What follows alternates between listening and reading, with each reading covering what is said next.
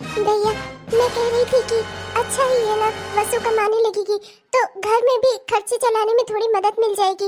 और वैसे भी वसु ने पढ़ाई भी की है। और देखिए, उस दिन वो लड़के वाले आए थे तो वो लोग भी कह रहे थे कि सिर्फ पढ़ाई करने से कुछ नहीं होता, नौकरी तो करनी चाहिए थी कहीं ना कहीं। ऐसे ही वसु अगर नौकरी करेगी तो इसकी शादी भी हो जाएगी। भैया, आप इतने मेहनत से रिश्ते लेकर आते हैं और वो लोग इसे रिजेक्ट करके चले जाते हैं। कम से कम कोई एक कारण तो मिल जाएगा उन लोगों को वसु से शादी करने का। और क्या, चलो कम से कम इस महारानी के किए कुछ एक काम तो हुआ। चलो कम से कम किसी लायक तो निकली। मुझे तो लगा था कि इस पर पैसे लगाने ही वेस्ट हो गए। मैं तो कहती हूँ इसे इजाज़त दे ही दीजिए। कम से कम 15,000 तो लाएगी ना महीने में। वैसे तो बैठकर मुफ्त की रोटियां तोड़ रही थी ये माँ बेटी। चुप करो तुम क्या चाहती हो? मोहल्ले वालों से अपने मुंह पर थुकवाऊं कि मैं अपनी बहन को, उसके बच्चों को पाल नहीं पा रहा हूँ, अपनी बहन की बेटी की कमाई खा रहा हूँ? हाँ, चुप रहो तुम। जब औरत हो तो औरत की तरह ही रहा करो। बुद्धि तो घुटनों में रहेगी ही तुम्हारे। औरत हो और क्या उम्मीद ही कर सकते हैं तुमसे? हाँ नहीं तो। और तुम किससे पूछ कर गई थी तुम इंटरव्यू देने? तुम्हें मेरी इजाजत लेना जरूरी नहीं लगा?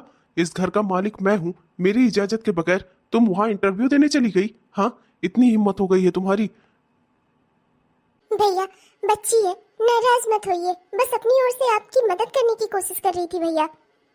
मदद करने की कोशिश कर रही है या मेरे एहसान मेरे मुंह पर मारने की कोशिश कर रही है तुम्हारी बेटी? मैं सब अच्छे से समझ रहा हूँ। जब तुम लोगों के कोई नहीं था, दर दर की ठोकरें खा रहे थे, भीख मांग रहे थे, खाने को रोटी नहीं मिल रही थी, उस समय मैंने सहारा दिया तुम लोगों को। और आज आज ये लड़की एहसान उतारने चली है। नहीं भैया, आप गलत समझ रहे हैं। बस करो सुजाता, मुझे सब अच्छे से पता है। मैं लोगों की नीयत साफ साफ समझ लेता हूँ। मुझे समझ में आ रहा है तुम्हारी बेटी की नीयत क्या है। और सुनो लड़की, मेरे घर की लड़कियां ना काम नहीं करती, कमा कर अपने बड़े बूढ़ों को नहीं खिलाती, समझी? तुम नौकरी नहीं करोगी, तुम्हारे बहुत ज्यादा ही पर निकल आए हैं। मुझे लगता है तुम्हारा इलाज करना पड़ेगा अच्छे से। तुम्हारे सारे पर काटने ही पड़ेंगे मुझे। अरे नहीं भैया, आप नाराज मत होइए। ये नहीं करेगी नौकरी। मैं हूं ना, मैं मना करती हूँ उसे। नहीं करेगी नौकरी। वसु तो कहीं नहीं जाएगी। भैया, आप नाराज मत होइए, मैं इसे समझा दूंगी। चलो वसु, अपने कमरे में चलो। क्या पुरानी दखियान उसी सोच लेकर बैठे हैं? अरे कम से कम 15,000 तो कमा कर लाती, घर में कुछ खर्चा चलता। आपको नहीं जरूरत थी, मुझे ले लेने देते, मैं तो कुछ अपना खर्चा कर पाती। पर नहीं, ना जाने क्या शौक है उन माँ बेटी और उसके बेटे को बेकार में बैठाकर खिलाने का। मुझे तो समझ में ही नहीं आता है आपका। तुम चुप करो। तुम अपनी बेटी को तो किसी काबिल बना नहीं पाई। क्या चाहती हो? लोग, गांव वाले, मोहल्ले वाले सब ये कहें कि इनकी अपनी बेटी घर में बैठकर रोटी तोड़ रही है और इनकी भांजी वो कमा कमा कर खिला रही है अपने मामा को? हाँ, ये कहलवाना चाहती हो तुम? चुप रहो। तुम्हारी जहां तक सोच नहीं जाती ना, वहां तक मेरी बुद्धि पहले ही सोच लेती है। औरत हो ना, औरतों के पास दिमाग कहाँ होता है? जो तुम्हारी असली जगह है ना, किचन, वहीं जाओ और मेरे लिए गरम गरम चाय बनाकर लेकर आओ और साथ में प्याज के पकौड़े भी, समझी? चलो जाओ यहाँ से। हाँ हाँ ठीक है, बना कर लाती हूँ। बेकार में ही गर्म होते रहते हैं, हर बार मुझ पर चिल्लाते रहते हैं। ना जाने किस मूड में आकर इन्होंने मुझसे शादी कर ली थी। आज तक मैं यही नहीं समझ पाई। इस लड़की का कुछ न कुछ करना पड़ेगा। ये मेरे चुंगल से आजाद होना चाहती है। चाहती क्या है? अकेली जिंदगी बिताना चाहती है, मुझसे छोड़ना चाहती है। पर ऐसा मैं होने नहीं दूंगा। तुम चाहे जितनी कोशिश कर लो वसु, तुम मेरे चंगुल से आजाद हो ही नहीं सकती। तुम्हें मैं अपने से दूर कहीं जाने ही नहीं दूंगा, तुम चाहे जितना जोर लगा लो। यार प्लीज ट्राई करना। तेरी बात तो बॉस सुनते हैं ना। बस एक दिन और रुक जाए, बस एक दिन। अरे यार, पूरे 4 दिन हो चुके हैं और तू एक दिन और की बात कर रहा है। हमारे ऑफिस में वो जो रिक्वायरमेंट थी वो तुरंत की थी। तूने एक लड़की लाया, उसका इंटरव्यू दिलाया, लड़की को दूसरे दिन से ज्वाइन करना था और उसने नहीं किया। 3 दिन बीत गए इस बात को। अब तो चाहता है कि बॉस किसी और को भी अपॉइंट ना करें। अरे वो लड़की अनप्रोफेशनल बिहेवियर दिखाया है उस लड़की ने, तो उसे कौन अपने ऑफिस में रखना चाहेगा, पहली बात। और दूसरी बात, वो लड़की अभी आने वाली भी नहीं है और मुझे नहीं लगता कि वो आएगी। तुझे उसके बारे में कुछ पता भी नहीं है और फिर भी तू चाहता है कि बॉस उसका इंतजार करे 2 दिन और। मतलब अपने ऑफिस का काम हम बंद कर दें, हम सब काम बंद करके उन मोहतरमा का इंतजार करें जिनका सिर्फ तू नाम जानता है और कुछ भी नहीं। यार वो लड़की ऐसी नहीं है, मैं तुझसे कह रहा हूं ना। वो बहुत ही प्रोफेशनल लड़की है। काम करने में बहुत ही ईमानदार है, मेहनती है, वैसे ही कोई दूसरी हमारे ऑफिस में नहीं आ सकती, उसकी जैसी कोई भी नहीं। बॉस को ये बात समझनी होगी, वो मेहनत ईमानदारी से काम करेगी यार, जरूर उसकी कोई मजबूरी होगी, वरना वो ऐसा कभी ना करती। उस तुझे पता नहीं है, जब उसे ये जॉब मिली ना, वो कितना खुश हो गई थी, बहुत खुश हो गई थी वो। और उसने कहा था कि वो कल दूसरे दिन से ही ज्वाइन कर लेगी। ना जाने क्या बात हुई, मैं तो उसका घर का एड्रेस भी नहीं जानता कि पूछ सकूं उससे, कुछ समझ में नहीं आ रहा है। पर मैं इतना जरूर जानता हूँ कि वो लड़की अनप्रोफेशनल बिहेवियर की नहीं है, वो अच्छी लड़की है, अच्छे बिहेवियर की है, ईमानदार है। तुझे पता है मेरे पर्स में पूरे के पूरे 8,000 रुपए थे, 2 दवा की गोलियां थी। वो पर्स मेरा रास्ते में रोड पर गिर गया और वो मैं बाइक से आगे चला गया और वो लड़की रिक्शा करके मुझे आई मेरा पर्स लौटाने। इतनी ईमानदार है वो, उससे हमारी कंपनी को फायदा होगा यार। प्लीज बॉस को समझाओ, बस 2 दिन की बात और है।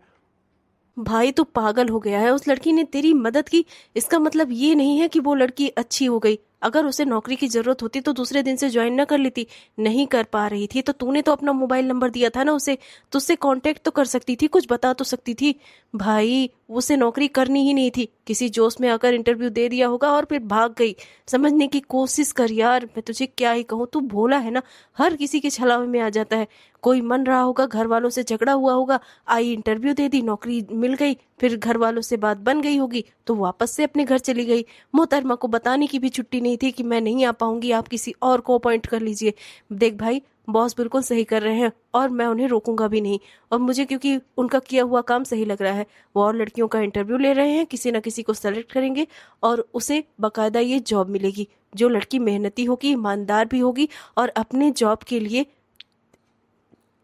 परफेक्ट भी होगी और अपने काम के प्रति ईमानदार होगी, जो काम करना चाहेगी, समझा?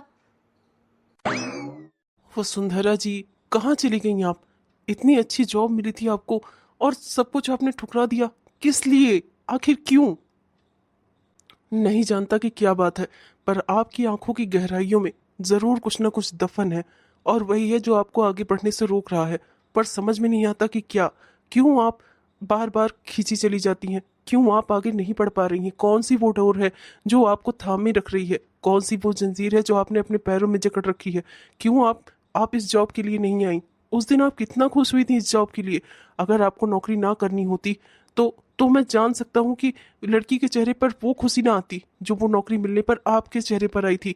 कितना खुश थी आप। आपने कहा था कि मैं अपने माँ को, अपने भाई को ये बात बताऊंगी, उन्हें अच्छी जिंदगी दूंगी, और फिर अचानक से आप आई ही नहीं। आखिर क्या है वो जिसने आपको रोक लिया? आखिर कौन सी वो जंजीर है जो आपको आगे नहीं जाने दे रही है वसुंधरा जी?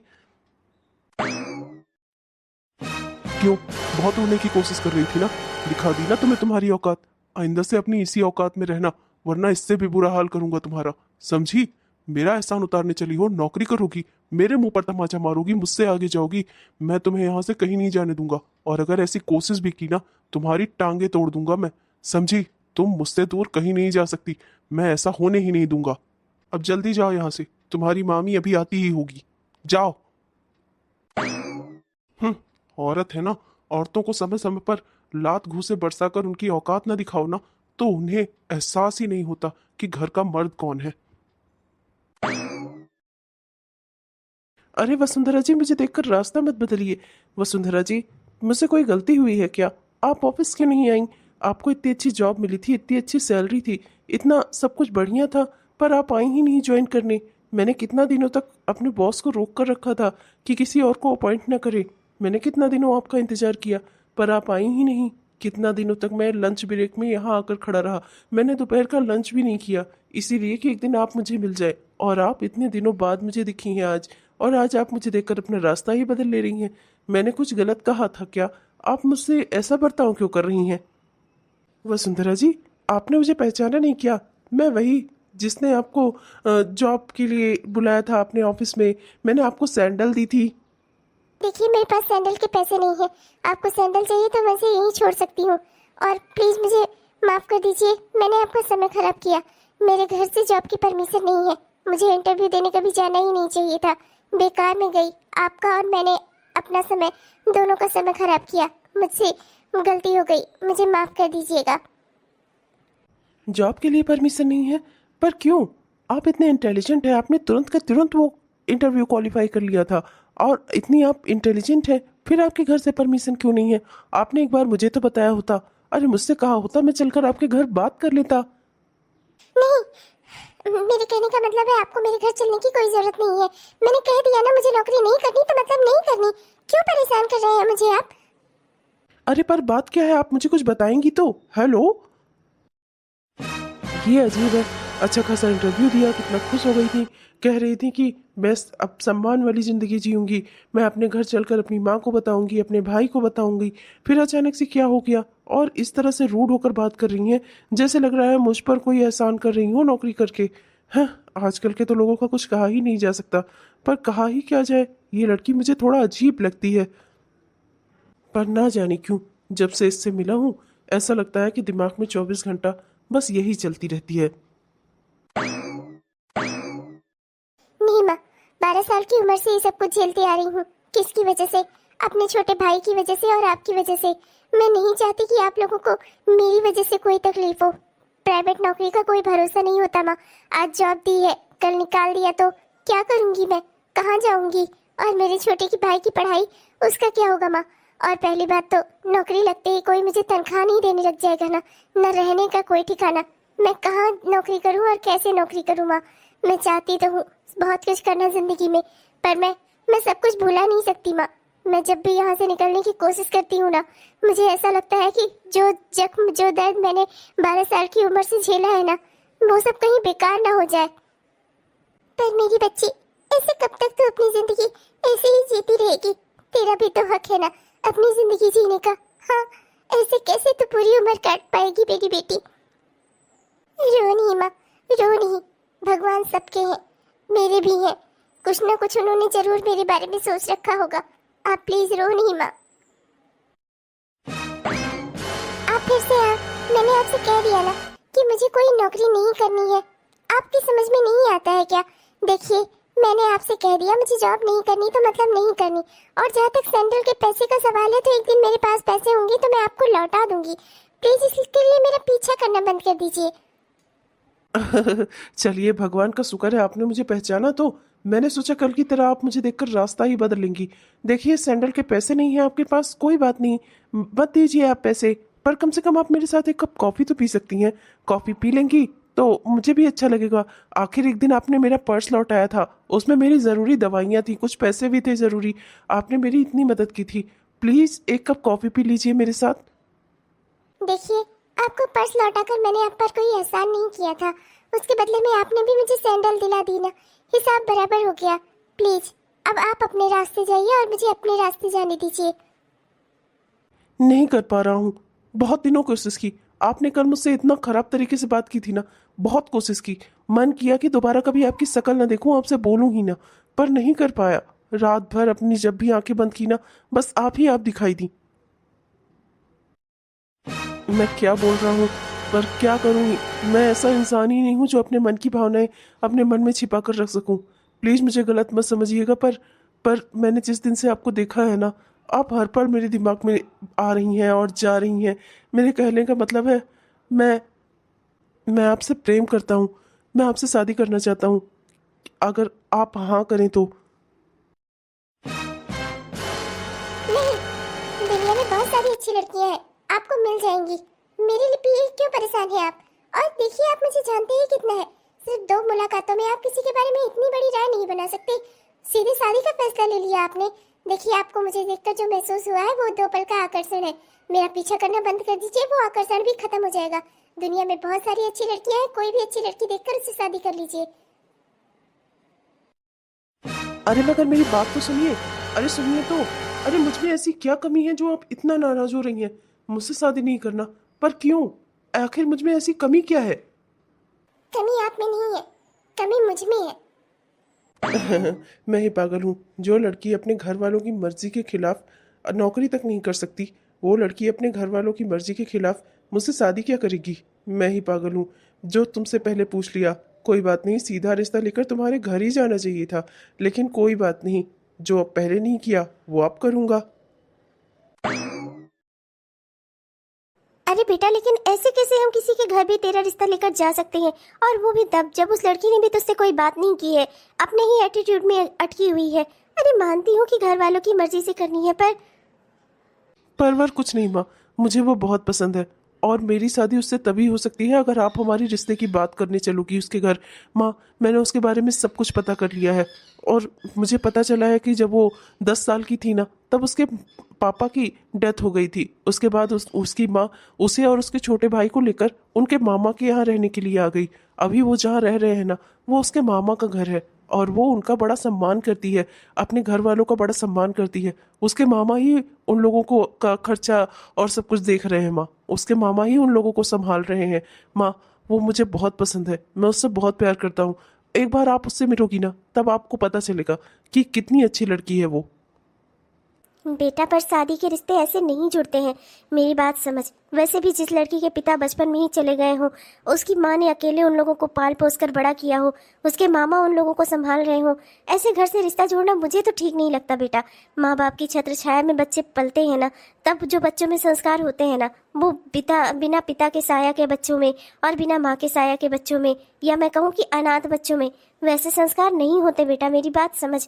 और मेरी तो इच्छा थी कि मैं तेरे लिए एक ऐसी लड़की लेकर आऊँ जिसके अंदर कोई कमी ही ना हो।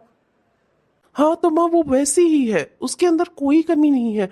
आप मेरी बात समझो माँ प्लीज, वो बहुत अच्छी है, जैसी आपको चाहिए थी ना बिल्कुल वैसी है, संस्कारी है, सब है माँ। अगर किसी के पिता उसके बचपन में ही चले गए तो इसमें उस बेचारी की क्या गलती है माँ। वो बहुत अच्छी है, एक बार आप उससे मिलोगी ना तो आपको भी लगेगा कि मैंने यूं ही नहीं कहा था उसके बारे में। माँ प्लीज, माँ प्लीज, मैं आपके सामने हाथ जोड़ता हूँ माँ प्लीज, माँ प्लीज।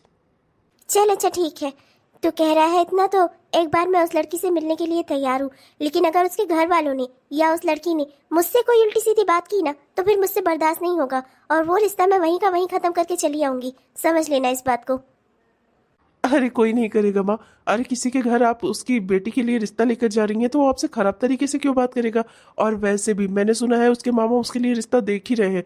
उन्हें बस ऐसा रिश्ता चाहिए जिसमें उन्हें दान दहेज ना देना पड़े, और हमें कौन सा दान दहेज लेना है। मुझे तो बस उस लड़की से शादी करनी है माँ। थैंक यू सो मच, आपने मेरी बात समझी, मेरे दिल को समझा। थैंक यू सो मच माँ। माँ आपको पता है, एक बार उसे इस घर में आने दीजिए, देखिएगा वो आपकी इतनी सेवा करेगी ना, इतनी सेवा करेगी ना, आप खुश हो जाएंगी। आप खुद कहेंगी कि ऐसी लड़की तो मैं भी अपने बेटे के लिए ना ला पाती। ठीक है फिर जा, ऑफिस के लिए तुझे लेट नहीं हो रहा है, अपना काम पर जा, और परसों परसों हम उस लड़की के घर रिश्ता लेकर चलेंगे। जी ठीक है, थैंक यू सो मच माँ, मेरी प्यारी माँ। मुआ। बेटा, आज अगर मैं तेरी बात न सुनती ना, तो तेरी नज़र में तेरी माँ ही बुरी बनती, पर मैं ये अच्छे से जानती हूँ कि वो लड़की वैसी तो बिल्कुल नहीं होगी जैसी मुझे चाहिए थी। रिश्ता लेकर आई हैं मेरी भांजी के लिए, पर किसने भेजा है आपको? आपने मुझे बताया नहीं उनका नाम। अरे अब इससे क्या ही फर्क पड़ता है मामा जी कि हमें किसने भेजा है या हम किसके कहने पर यहाँ आए हैं। ये तो सही है ना कि आप अपनी भांजी के लिए रिश्ता देख रहे हैं। हाँ, हमें फर्क नहीं पड़ता, पर अगर तुम लोगों को लग रहा हो कि यहाँ से कुछ मोटी रकम दहेज के रूप में मिलेगी या कार वार मिलेगी या बाइक वाइक गाड़ी घोड़ा कुछ, तो ऐसा कुछ नहीं मिलेगा। लड़की ऐसी है वैसी ही ले जाओ अगर ले जाना हो तो। दहेज में तो मैं एक फूटी कौड़ी नहीं देने वाली।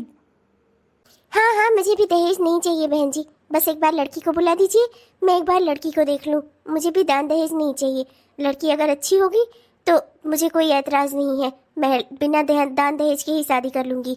मैंने भी कुछ ठान नहीं रखा है, मेरा लड़का है और घर में मेरी सारी सुख सुविधाएं हैं, किसी चीज़ की कोई भगवान की कृपा से दिक्कत नहीं है।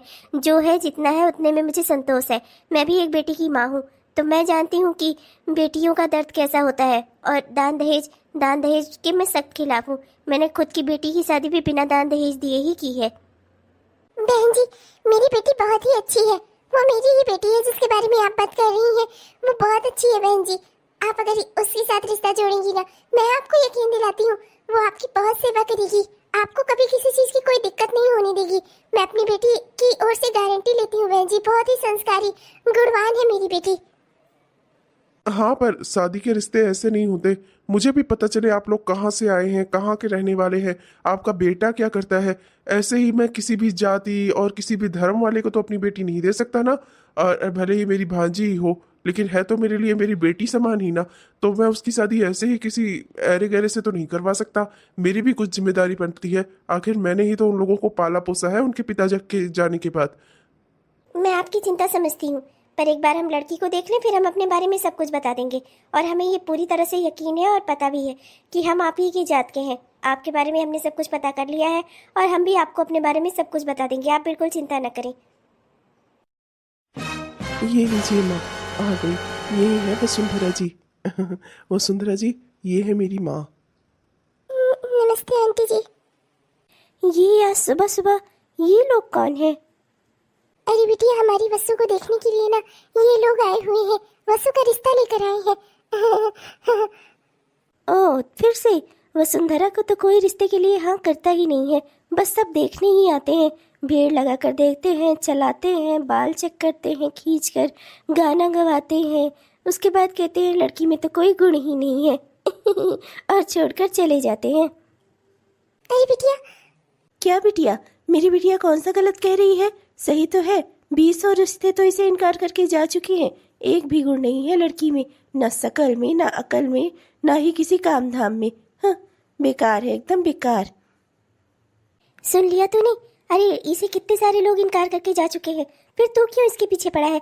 देख, मुझे भी लड़की में कोई खास गुण नजर नहीं आ रहे हैं, और वैसे भी न शकल में है वाकई में, और सूरत में भी कुछ खास नहीं है। इससे तो बेहतर होगा कि तू इस मामा की बेटी से शादी कर ले। देखना कितनी सुंदर है, गोरी चिट्टी एकदम। मैं जैसी सोचती थी लड़की ना, वैसी ही है बिल्कुल। देखने में भी सुंदर है, ठीक ठाक है, और बढ़िया लगेगी तेरे साथ। तू कहते मैं बात चलाऊं? माँ, हम यहाँ वसुंधरा के लिए आए हैं। मैं वसुंधरा से ही शादी करूंगा और आप सिर्फ उसी की बात करो, बस। मुझे और कोई बात नहीं सुननी। बहन जी, मैं आपको यकीन दिलाती हूँ, मेरी बेटी बहुत गुणवान है। इस घर में रोज खाना वसुंधरा ही बनाती है और घर के सारे काम भी वही करती है। अपने भाई की भी जिम्मेदारी उठाती है, मेरी भी जिम्मेदारी उठाती है। मैं अगर बीमार पड़ जाती हूँ तो मेरी देखभाल भी करती है और घर के काम भी करती है। अपनी मामी की सेवा करती है, अपने मामा की सेवा करती है, मेरी देखभाल करती है। बहन जी, मेरी वसु मन की भी बहुत अच्छी है, किसी को दुख में नहीं देख पाती मेरी बेटी। हाँ, तो फिर क्या सोचा आपने? अब तो बच्ची आपके सामने आ ही गई, आपने बिटिया को देख भी लिया। अभी तक आप कह रही थी बिटिया देख लूंगी तब सब बात करूंगी। तो अब आप बताइए अपने बारे में कुछ। माँ, बताओ ना इन्हें, इन्हें कहो ना कि आप वसुंधरा के लिए हाँ कर रही हो। माँ, इन्हें सब बात करो, तय करो शादी की तारीख वारीख। भाई साहब, शादी के रिश्ते यूं जल्दबाजी में नहीं लिए जाते। मैं अब कुछ समय रुककर सोचूंगी, घर में थोड़ा विचार विमर्श कर लूं, तब उसके बाद फिर मैं आपसे बात करूंगी बाद में। चलो। अरे माँ, पर मैं आपको क्या कहकर लाया था और आप क्या कर रही हो? माँ, शादी की तारीख तय करो। माँ, वसुंधरा मुझे पसंद है। सिर्फ पसंद होने से ना घर नहीं बसा करते, समझा? तो बहुत सारी चीजें देखनी पड़ती हैं, और इस लड़की में वाकई मुझे कोई गुण नजर नहीं आ रहा है। अगर तुझे इस मामा की बेटी से शादी करनी है तो मुझे बोल, मैं अभी के अभी ये रिश्ता तय कराई देती हूँ। लेकिन इस लड़की से शादी करने के लिए मैं तो बिल्कुल राजी नहीं हूँ। मुझे ये एक भी गुण इसके नहीं सुहाए, और ना ये लड़की ही पसंद आई। न शकल में है, न ही कोई गुण नजर आ रहे हैं मुझे इसमें। मैं ऐसे ही तेरी शादी किसी से भी नहीं करवा सकती, समझा? हो गया वही जो हमेशा होता है। इन लोगों ने भी कोई जवाब नहीं दिया और कोई जवाब देंगे भी नहीं। इस लड़की से कौन शादी करेगा? गोबर जैसी शकल और ना ढंग की अकल, और तो और कोई एक भी गुण नहीं है इसके अंदर। अब खड़ी क्या है? चलकर खाना वाना बना कि आज हम लोग भूखे ही रहेंगे। और दूध का डिब्बा कहाँ छोड़ कर आई तू? मामी, वो चाची ने भी गाय लगाई नहीं थी तो उन्होंने कहा डिब्बा छोड़ दो, मैं घर दूध पहुंचा दूंगी। तुम्हें खाना बनाने को देर हो रही होगी, चली जाओ। तो मैं बस दूध का डिब्बा छोड़कर चली आई, वरना खाना बनाने को भी तो देर हो जाती। तुझे वहां भेजती हूँ कि दूध दिखाकर अपनी आँख के सामने लेकर आया कर, पर कामचोर कहीं की। गाय नहीं लगाई थी। अरे खड़ी नहीं रह सकती थी 5 मिनट? गल जाती वहां खड़ी रह लेती तो। हाँ, और दूध का डिब्बा छोड़कर चली आई। अभी वो पानी डालकर वो औरत ले आकर दे जाएगी दूध। एक काम नहीं होता इस लड़की से, वाकई में कोई गुण नहीं है इसमें, बेहूदी कहीं की। रहने दो माँ, आप क्यों अपना दिमाग खराब करती हो? और तुम खड़ी क्या हो? चलो खाना वाना बनाओ, भूख लग रही है हमें। 8 बजने को आए अभी तक इधर उधर घुमंटा ही मार रही हो तुम। हाँ हाँ, मैं बस खाना बना रही हूँ। किचन में जाना बाद में, पहले मुझे ये बताओ कि वो लोग यहाँ रिश्ता लेकर किसकी वजह से आए थे, और वो लड़का तुम्हें कैसे जानता था? उसने तुम्हें देखते ही कैसे पहचान लिया कि तुम ही वसुंधरा हो? हाँ, ये तो आपने बिल्कुल सही कहा जी, इस ओर तो मैंने ध्यान ही नहीं दिया था। अरे जानता पहचानता क्यों नहीं होगा? अपने भाई को लाने छोड़ने के बहाने और जो कुछ एक आध सामान मैं मंगा लेती हूँ उसके बहाने जो घुमंटा मारने जाती है ना, वहीं कहीं कोई गुल खिलाया होगा, तभी तो वो लोग रिश्ता लेकर आए थे। ये तो आपने बिल्कुल सही कहा। अब ये सब भी करने लगी तुम? हाँ, और क्या क्या किया है? कहाँ कहाँ गई हो उस लड़के के साथ? हाँ, मामी, मैं नहीं जानती, मैं नहीं गई उसके साथ कहीं। उसने बस मुझे रास्ते में देखा था और बस यही बात थी। मैंने कुछ नहीं किया है, मैंने कोई गलती नहीं की है। ओहो, बस रास्ते में देखा और रिश्ता लेकर घर चले आया। किसे बेवकूफ बना रही हो? अरे कहीं तो गई होगी, किसी होटल में, किसी खेत में। हाँ, बता दो, इसमें सब में शर्माने वाली क्या बात है? जब इतना गुल खिला ही रही हो तो पूरी पूरी बात बता दो। शादी करने के लिए और क्या क्या कर रही हो तुम? हमें तो अच्छे से पता है, शादी करने के लिए मरी जा रही हो ना, तो कुछ ना कुछ तो गुल खिलाओगी ही। अब घर में रहा नहीं जा रहा है ना तुमसे। मैं सच कह रही हूँ, मैंने कुछ नहीं किया है। मैंने उससे नहीं कहा था कि वो रिश्ता लेकर मेरे घर तक आए। मैंने बिल्कुल उससे कोई बात भी नहीं की थी। मैं सच कह रही हूँ, ना ही मैंने उसे अपना कोई पता बताया था। मैं किसी से नहीं बोलती चलती रास्ते में, मैं सिर्फ अपने काम से काम रखती हूँ। मैंने कोई गलती नहीं की है। मेरे कहने पर वो लोग रिश्ता लेकर यहाँ नहीं आए थे। मैं सच कह रही हूँ, मेरी कोई गलती नहीं है। मैंने ऐसा कुछ भी नहीं किया है। भैया जाने दीजिए ना, वो कह रही है ना कि उसने कुछ नहीं किया है ऐसा, और उसने नहीं कहा था उसे रिश्ता लेकर यहाँ आने के लिए। भैया बात समझिए, मेरी बेटी झूठ नहीं बोलती। अगर उसने कहा होता तो वो हमें बता देती ना। वो लोग अपने मन से रिश्ता लेकर आए थे, और अगर उन्हें इस रिश्ते में कोई इंटरेस्ट होता तो वो लोग हाँ करके ना जाते। आपने देखा नहीं, उसकी माँ ने साफ साफ इनकार कर दिया रिश्ते के लिए। भैया देखिए, मैं सच कह रही हूँ, मेरी बेटी ऐसा कोई गलत काम नहीं कर सकती। एक बात कान खोल कर सुन लो लड़की, हमारे घर में जब तक रह रही हो ना, तब तक तुम्हारी इज्जत के साथ हमारे खानदान की इज्जत भी जुड़ी हुई है। और खबरदार, हमारी नाक कटाने की कोशिश भी की तुमने तो हमसे बुरा कोई नहीं होगा, और हम क्या क्या कर सकते हैं ये तुम अच्छे से जानती हो, समझी? चलो जाओ अंदर जाकर खाना बनाओ, और आइंदा से कभी बाहर किसी लड़के से बात करते दिख गई ना तो मुझसे बुरा कोई नहीं होगा। चलो जाओ। और एक बात बोले वसुंधरा, ऐसे लड़के ना सिर्फ और सिर्फ लड़कियों का मजा लेते हैं और सिर्फ उनका फायदा उठाते हैं। कोई उनसे शादी नहीं करता। अगर तुमसे उससे शादी करनी होती तो उसकी माँ तुम्हारे रिश्ते के लिए हाँ करके ना जाती, इनकार करके थोड़ी ना जाती। एक बात बोलूं आपको, जल्द से जल्द इस महारानी को विदा करो किसी के साथ, वरना ऐसा ना हो कि कल को हमारी नाक कटाकर किसी के साथ भाग जाए ये। हाँ हाँ, क्यों नहीं, रिश्ते तो पेड़ पर टंगे हुए हैं ना, तोड़कर लाकर करा दो इसका। 1 रुपए भी शादी में खर्चा करना नहीं है। अब ऐसा भिखारी मैं कहाँ से ढूंढूं जो अंधा लूला लंगड़ा बहरा भी हो चाहे ना, तो उसको भी कुछ ना कुछ दहेज ही चाहिए होता है। करूँ तो करूँ क्या मैं? 1 रुपए भी इसकी शादी में खर्चा करना नहीं है, और बिना खर्चा किए इसकी शादी हो नहीं रही है। मैं क्या करूँ? क्या मैं चाहता हूँ इसे घर में बिठा कर रखना? हाँ खैर, मैं जा रहा हूँ। वो राम नरेश मुझको बुलाया था आज, तो उससे कुछ बात करने जाना है, जा रहा हूँ। वैसे बेटी, वो क्लर्क लड़का तुझे कैसा लग रहा था? अगर तुझे ठीक लग रहा हो तो मैं उसके यहाँ तेरी बात चलाऊं। हाँ, मुझे तो लड़का हैंडसम लग रहा था, स्मार्ट भी लग रहा था, बिल्कुल तेरे लायक था। बताना कैसा लग रहा था तुझे वो? माँ, आप ही ना, मैं किसी क्लर्क से शादी करूंगी? आपको ऐसा क्यों लगता है माँ? अरे मेरे पीछे एक से एक बड़े बड़े लोगों का रिश्ता आएगा, आप चिंता क्यों करती हैं? मैं किसी क्लर्क से शादी नहीं करूंगी। हाँ, नहीं तो 20-30 हज़ार की नौकरी, उसी में घिस घिस कर पूरी जिंदगी मर जाऊं, ऐसा नहीं करना मुझे। मैं तो शादी करूंगी तो किसी कंपनी के बॉस से।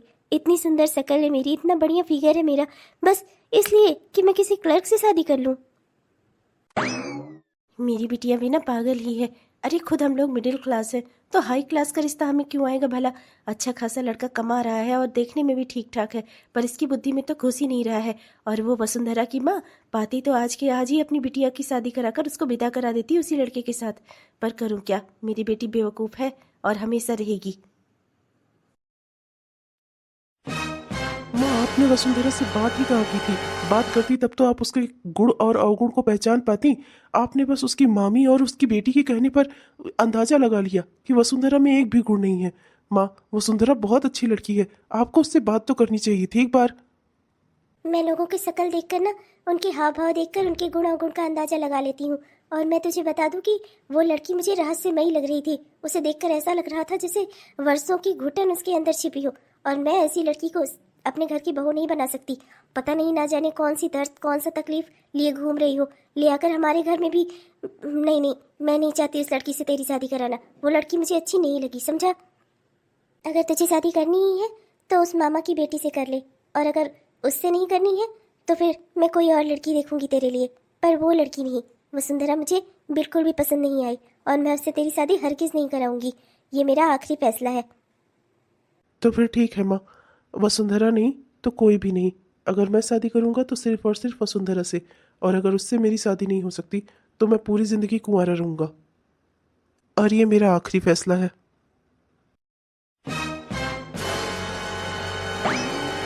बेचारी वसुंधरा, जब भी उसकी जिंदगी में खुशियां आने वाली होती हैं, न जाने ही क्यों उसके साथ एक तूफान भी आ जाता है उसकी जिंदगी में।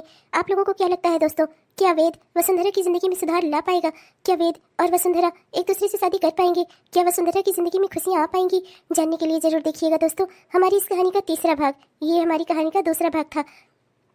आप लोगों ने वीडियो को पूरा देखा, इसके लिए आपका दिल से बहुत बहुत धन्यवाद दोस्तों। वीडियो अगर पसंद आया हो तो कृपया लाइक जरूर करिएगा, अपने दोस्तों को, रिश्तेदारों को वीडियो को शेयर भी जरूर करिएगा, और अपने प्यारे प्यारे से कमेंट समेत जरूर लिखिएगा। आपके प्यारे प्यारे कमेंट्स का हम दिल से इंतजार करते हैं दोस्तों। अब तब तक के लिए मैं चलती हूँ दोस्तों। और हाँ, हमारे वो प्यारे प्यारे दोस्त जिन्होंने अभी तक हमारे इस चैनल को सब्सक्राइब नहीं किया है, कृपया जरूर सब्सक्राइब कर लीजिएगा दोस्तों, जिससे हमारे इस तरह के वीडियोस आप तक हर दिन पहुँचते रहे। अब मैं चलती हूँ दोस्तों, मिलूंगी आपको कल अपनी इस कहानी के तीसरे भाग में। तब तक के लिए मुझे दीजिए इजाजत। Bye bye.